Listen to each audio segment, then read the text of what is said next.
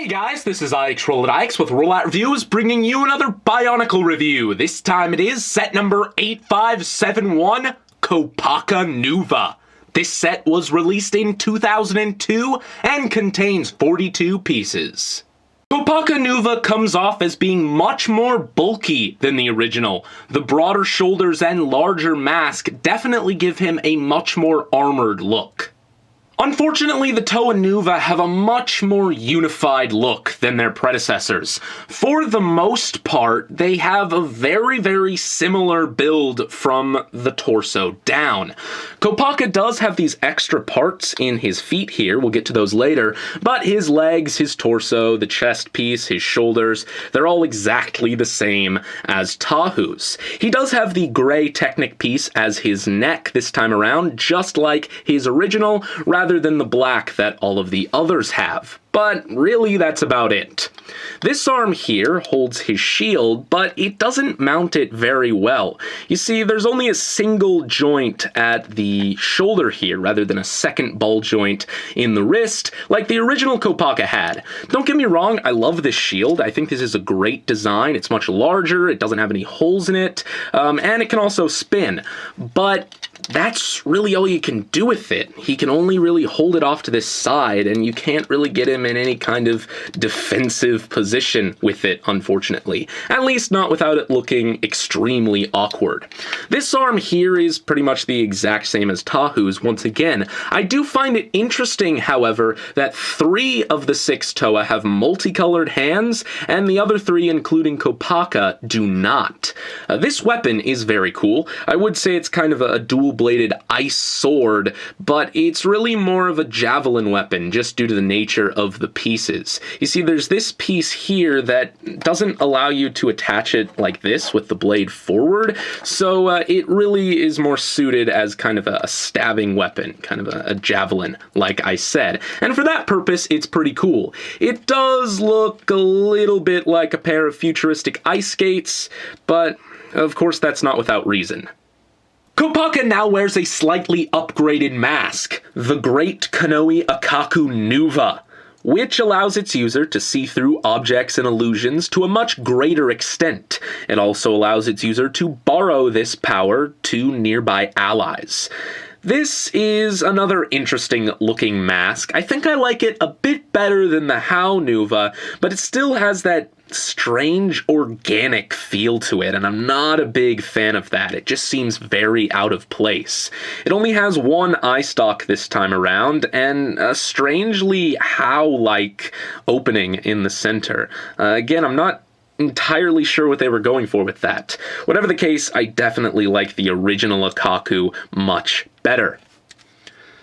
Attaches to his face and looks alright on him, but still not as good as the original, I don't think.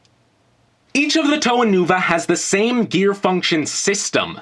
There's an extra gear here at the bottom that locks it all in place. This arm here is attached via a black pin axle, meaning it can swing freely. If you'd like to swing this arm here at the shoulder, all you need to do is disengage this, move the arm to the place you want it, and then lock it back in place. If you'd like to engage the gear function entirely, just leave this here and swing away. Now, it is possible to give Kopaka a dual gear function. All you need to do for that is pull out this black pin axle here, take this, slot it in there, pull out this axle, and place it in there like that before reattaching the arm and putting the extra piece back here. Now Kopaka has, well, a dual gear function, but it doesn't make a whole lot of sense with his shield. Now, it's not in the instructions, but you do have an option here to make this a little bit more playable.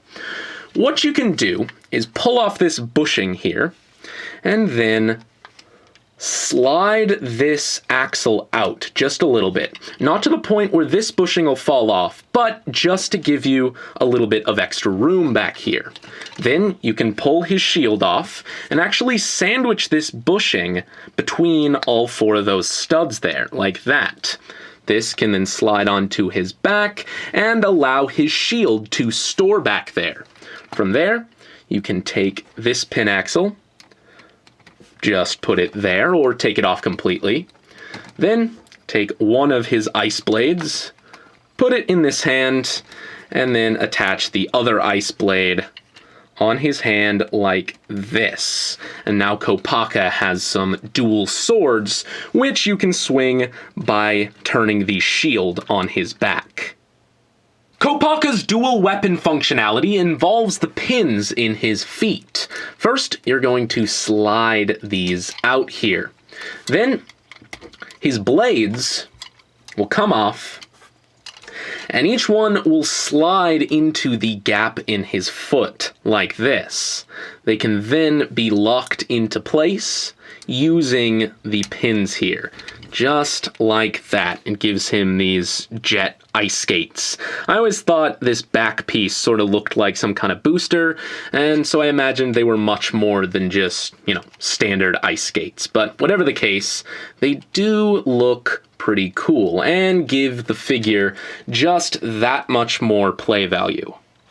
Last but not least, just like with all of the other Toa Nuva, I found a way to store Kopaka's weapons without using any extraneous pieces. We already showed off how to store his shield, but as for his swords, you're going to need the pins that stick out of his feet. This is slightly more complex than Tahu's case. We're going to disassemble these, both of them, like so. Then, the stud on one end will plug into the pinhole in the back of his torso here. I'm going to do that on both sides. The sword will then slide over the axle, just like that, and we'll keep it in place with the half bushing, just like this. Do the same on the other side. And now, Kopaka has his weapons sheathed. Personally, I think he looks pretty cool like this. It's hard not to be a little bit biased when it comes to Kopaka. He is my favorite Toa, after all. I think, as a set, he is much better than the original from 2001, just because of the added features and play value. That said, I'm not a huge fan of a lot of the Toa Nuva's design aspects, especially their Kanoe. Kopaka gets a bit of a strange verdict from me because, personally, straight out of the canister, straight assembly from the instructions, I don't really like how he looks. I think the way he holds his weapon is strange and awkward. I think the way he holds his shield is awful. Such a downgrade from the predecessor.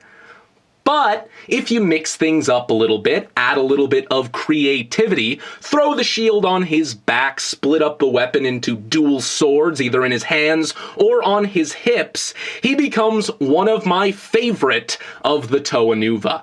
So that is about it, guys, and this is IX Roll at IX, signing off.